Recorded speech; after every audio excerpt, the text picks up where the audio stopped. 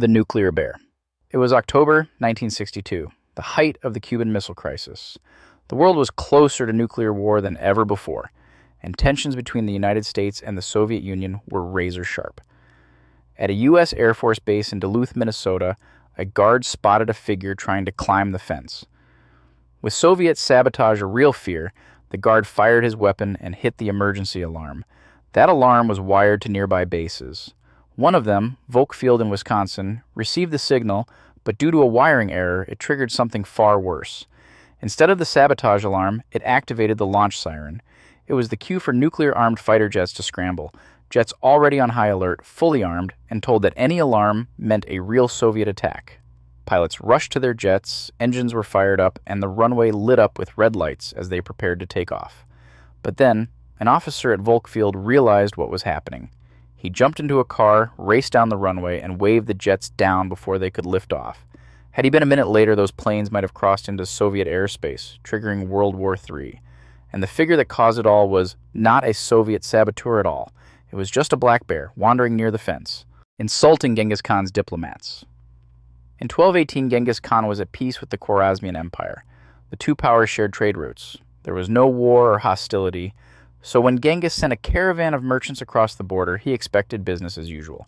But the local governor in Otrar had other ideas. He accused the merchants of spying, seized their goods, and executed them. Instead of retaliating immediately, Genghis Khan gave diplomacy one more shot. He sent 3 envoys unarmed to the Shah, demanding justice. The Shah responded by beheading and sending them back humiliated.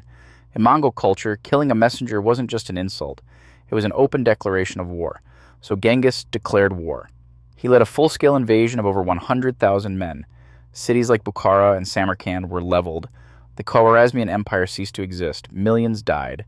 And the Mongols didn't stop there. They pushed west into Persia, the Caucasus, and parts of Eastern Europe. All because one Shah thought he could send back a severed head without consequences. The Defenestration of Prague. In 1618, the halls of Prague Castle echoed with tension. The Kingdom of Bohemia was part of the Holy Roman Empire, but its Protestant nobles were growing restless under a Catholic king who had begun stripping away their religious freedoms. Years of rising distrust, royal decrees, and broken promises had left the Protestant estates on edge. So when 2 imperial governors arrived to enforce the king's will, they walked into a chamber full of angry nobles. Heated words turned into accusations, and those accusations turned into action. The nobles grabbed the governors along with their secretary, dragged them across the room, and threw them out the 3rd-story window of the castle. They fell over 20 meters into a moat filled with filth, but somehow survived. But the fall wasn't the real impact. It was the spark.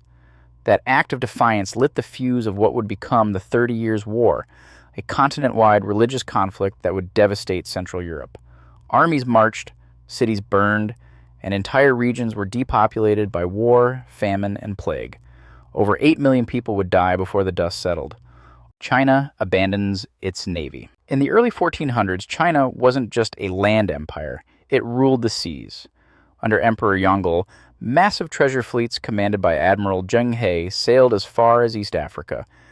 These weren't just trading ships. They were floating cities, hundreds of vessels, some over 400 feet long, carrying diplomats, soldiers, scientists, and goods. China was projecting power, building alliances, and showing the world who led the seas. But after Yongle's death, things changed. Confucian scholars in the Ming court saw naval expeditions as wasteful and morally corrupting. Resources were redirected inward toward defending the northern borders and maintaining order at home. By 1525, the Chinese government had banned the construction of ocean-going ships. The shipyards fell silent, and the once great navy was now nothing at all. Byzantine refusal of engineer Orban. In the 1450s, the Byzantine Empire was a shadow of its former glory. Once rulers of the Eastern Roman world, they were now clinging to their capital, Constantinople, surrounded by Ottoman forces on all sides. A Hungarian engineer named Orban came up with a solution. He designed a cannon, unlike anything seen before, a super weapon capable of breaking even the thickest walls. Orban offered his creation to Emperor Constantine XI, but the Byzantines were broke. They didn't have the money or the resources to fund his work, so they turned him away. Orban didn't wait. He took his plans to the Ottomans. Sultan Mehmed II welcomed him and gave him everything he needed. Months later, the walls of Constantinople shook as Orban's massive bombard fired round after round, breaking down the stone walls, causing the fall of Constantinople, the fall of the Berlin Wall. It was November 9th, 1989. East Germany was tense. Protesters were gathering daily, demanding reforms, freedom of movement, and the right to leave. Behind the scenes, the East German government was scrambling to find a solution that wouldn't end in collapse. Günter Schabowski, a government spokesman who wasn't fully briefed, spoke during a routine press conference. When he was asked about the reforms, Schabowski shuffled through his papers and casually mentioned a new travel policy that would ease travel restriction to travel to West Germany. When asked when the new rule would go into effect, he hesitated and said the words that would change history, as far as I know, immediately. Within minutes, Western news stations were broadcasting that East Germany has opened its borders. The message spread like wildfire. Thousands of East Berliners marched toward the Berlin Wall. The guards weren't given orders. Confused and overwhelmed, they had no idea what to do. Around 11:30 p.m., a lone border guard made a decision to open the gate. Crowds surged into West Berlin. Strangers hugged, families reunited, and the Berlin Wall collapsed due to one misstatement: the mold that changed medicine. It was 1928. Alexander Fleming had just returned from a 2-week vacation to his messy lab in London's St. Mary's Hospital. One Petri dish, a forgotten experiment on Staphylococcus bacteria, had something strange growing in it. Around a cluster of mold, the bacteria had died. The mold was Penicillium notatum, and what it released was penicillin, the world's first true antibiotic. Fleming's accidental discovery eventually led to treatments that saved millions of lives from infections that once killed with ease. But it almost didn't happen. Fleming published his findings in 1929, but few cared. The mold was hard to extract and funding was scarce. It took over a decade in World War II for 2 researchers in Oxford, Howard Florey and Ernst Chain, to take Fleming's work seriously. They refined the process, figured out mass production, and finally brought penicillin to the battlefield. Infections that once doomed soldiers were now curable. By 1945, penicillin was called the wonder drug, and Fleming, Florey, and Chain shared the Nobel Prize in Medicine. Kim Jong-Nam's Disneyland trip. Kim Jong-Nam was born into power, the eldest son of North Korea's supreme leader, Kim Jong-il. He was expected to inherit the regime. He held key positions in the Ministry of Public Security and oversaw North Korea's emerging IT system. But everything changed in 2001. That year, Kim Jong-nam was detained at Tokyo's Narita airport. He was traveling under a fake Dominican passport, attempting to visit Tokyo Disneyland. The incident was a humiliation for North Korea, one so severe that Kim Jong-il canceled a planned diplomatic visit to China in response. In the years that followed, Jong-nam was quietly exiled from the regime. He drifted between China, Macau, and Southeast Asia, living in comfortable isolation. He gave occasional interviews to foreign journalists and maintained a lifestyle of quiet luxury. Intelligence agencies believed he had ties to Chinese officials, and some reports suggested he even worked as a CIA informant. But his presence was a problem.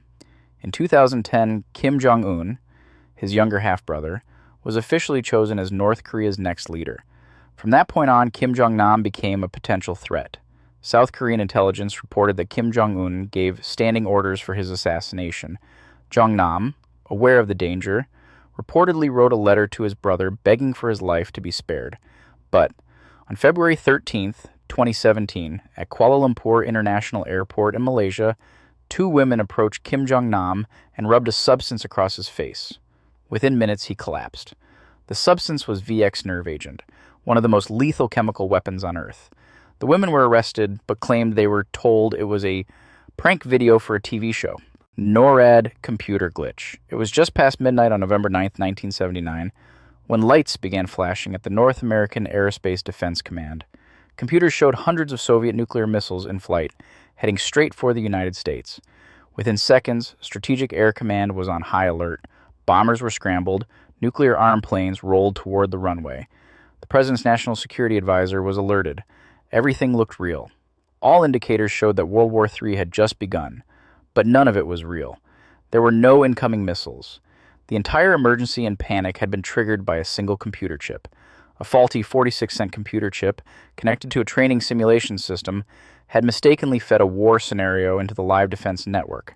Operators believed they were seeing actual Soviet missile launches because the simulation was indistinguishable from reality on their screens. Had anyone fired back, even by accident, it would have been a nuclear catastrophe. The Maginot Line. After the devastation of World War I, France was determined to never again face a German invasion across its eastern border, so it built a wall of concrete, steel, and tunnels that stretched for hundreds of kilometers, and artillery turrets that rose from the ground like mechanical beasts. It was meant to be impenetrable. It was meant to buy time and to stop the next war before it began. But France made one critical assumption, that Germany would attack the same way it had in 1914. So they fortified that stretch heavily and left the Ardennes itself barely defended, believing the terrain was too dense and difficult for tanks. In May 1940, Germany proved them wrong. Hitler's generals sent the bulk of their forces straight through the Ardennes, bypassing the Maginot Line completely. What the French thought was impassable forest turned out to be the perfect surprise route. The French were surrounded and forced to surrender without a shot. In less than 6 weeks, France fell.